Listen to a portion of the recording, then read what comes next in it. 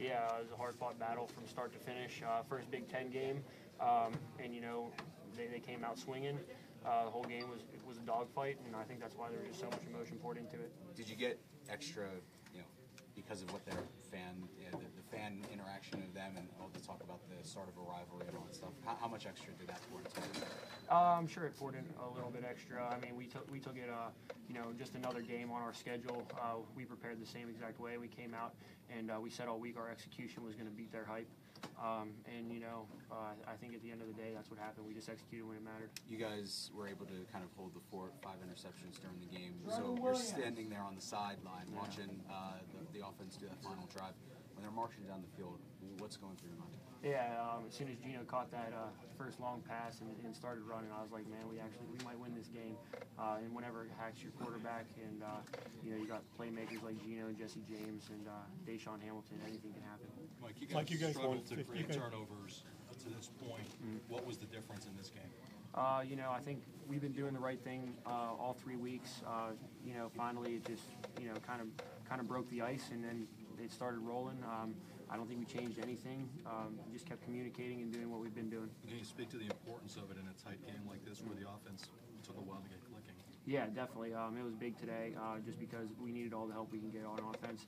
And I think we did a good job playing complementary football, especially at the end. Mike, you guys won 15 games in a situation where obviously you could play the postseason and win a Big Ten title.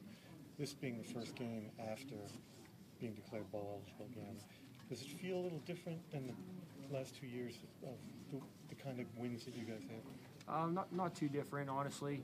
Every single week we went out there and we knew we had to prove something, and we just loved the game, loved playing for each other, and now that it was just another game on the road to getting bowl eligible and doing what we want to do and accomplishing what we want to accomplish in the Big Ten. Could you describe the feeling when you guys, as a group, collectively heard the news this past week? Yeah, just pure excitement. Honestly, we couldn't believe it originally.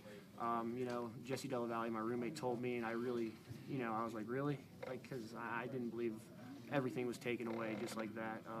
But we're just excited we have that opportunity again. You heard from some of your teammates who have graduated and moved on about, just getting in touch and saying, it's great to hear, things like that.